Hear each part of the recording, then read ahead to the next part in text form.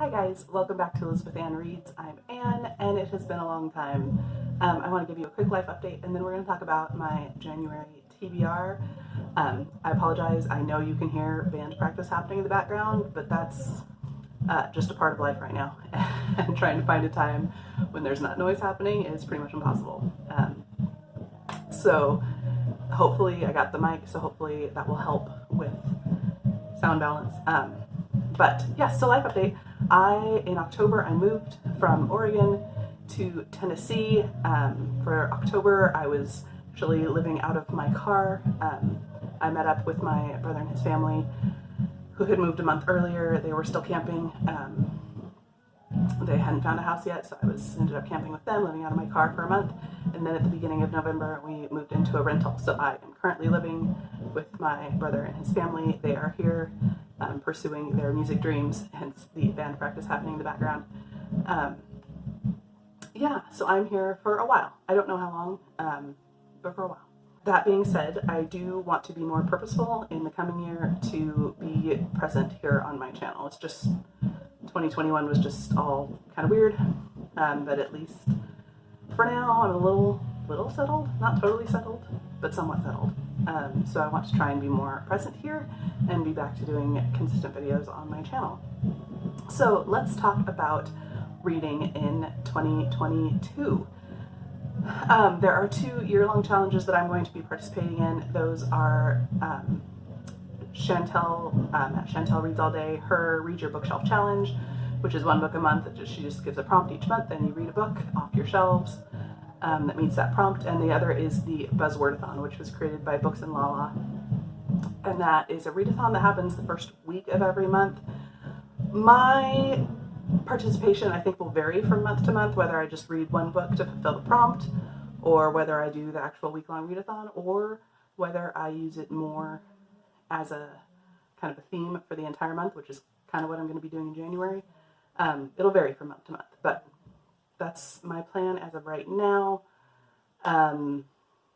Yeah, so let's talk about what I am planning to read this month.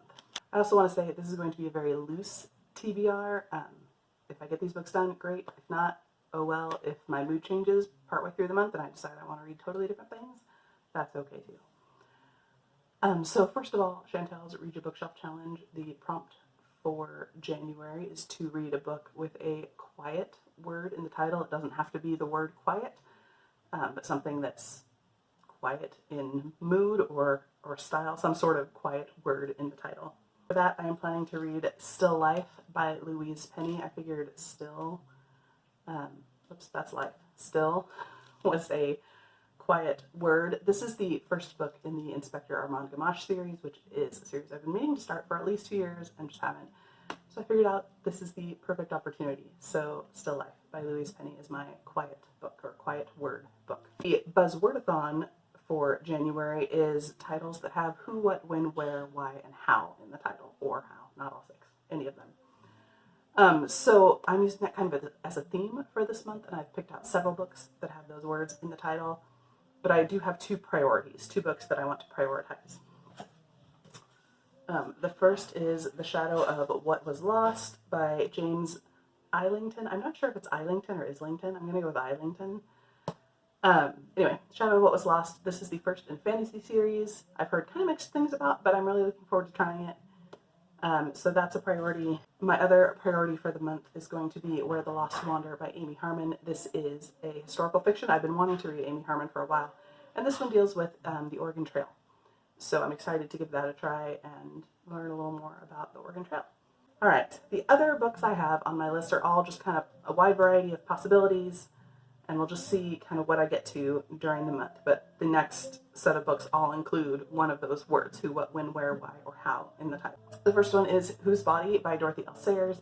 This is the first in a mystery series. I've intended to read the series probably since I was in high school, and I just haven't done it.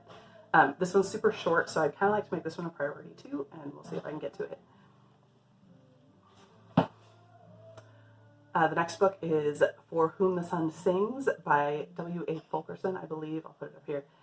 This, I think it's a middle grade. I'm actually not positive, and I don't have a physical copy of it, but I believe it's a dystopian, and that's pretty much all I know. but I want to give that one a try. I have another historical fiction. This is a middle grade. It's called When the World Was Ours by Liz Kessler. And I'll be honest, this was completely a cover, well, it wasn't a buy, but I was attracted to it because of the cover. But I believe this deals with three friends in kind of different places during, well, in the same physical place, but different family backgrounds, let's say, during World War II. So this one is a pretty high priority for me too, I think. Next up is The Girl Who Wrote in Silk by Kelly Estes. And this is a historical fiction. I believe it's a dual timeline. I think it's based partially on a true story or inspired by true events. So yeah, there's that one. I have The Man Who Was Thursday by Gk Chesterton. This is another short one that I've intended to read for a long time. I honestly don't know what it's about. I think it's some sort of like classic psychological thriller, but I'm not sure, but that's a possibility. Also, the new Shannon Maguire, Where the Drowned Girls Go, is coming out at the beginning of January, so I'd like to read that one. That's the newest one in her Wayward Children series. I have kind of a love-hate relationship with that series. Some of the books I really, really love, and some of them I really don't like. But, you know, they're short, and so I will keep reading them. And then the last thing, at least in this section of my TBR, is How to Marry Keanu Reeves in 90 Days by K.M. Jackson. This is new, somewhat popular. I'm not quite sure why I picked this up. I don't know. I'm just curious. It's probably terrible, but I might read it. And then I have two other books that I would like to get to this month that are not part of this category. The first is Great Expectations by Charles Dickens. I want to be more purposeful in reading classics this year. I enjoy classics. I just don't tend to pick them up because I know they're going to take more effort. But I would like to read Great Expectations. I think I read it in high school, or at least part of it, but have no memory. So, Great Expectations. And then the last one I would really like to get to in January is Elantris by Brandon Sanderson. This is a reread. I want to be more purposeful in rereading books this year too. That's something I've really missed since I started the book too, but I haven't done it much. And I really love rereading. And I want to read the Mistborn Era 2 books this year, but I decided I wanted to reread Mistborn Era 1, and then I decided I wanted to reread Elantris before I got to all those. So, Elantris, this is his first published work. It has pretty mixed reviews. Some people, I mean, it's an obviously first published work, but this storyline and these characters, it's hands down one of my favorite Sanderson books. Even though that's an unpopular opinion, that's okay. But I definitely want to reread this one. So that's kind of my tentative plan right now. That's what's happening, and that could change tomorrow or next week or midway through the month. So, but yeah, that's it. Thank you for watching. Thank you for sticking around if you've been here for a while, and I haven't. Thank you for still being here, and thank you for watching.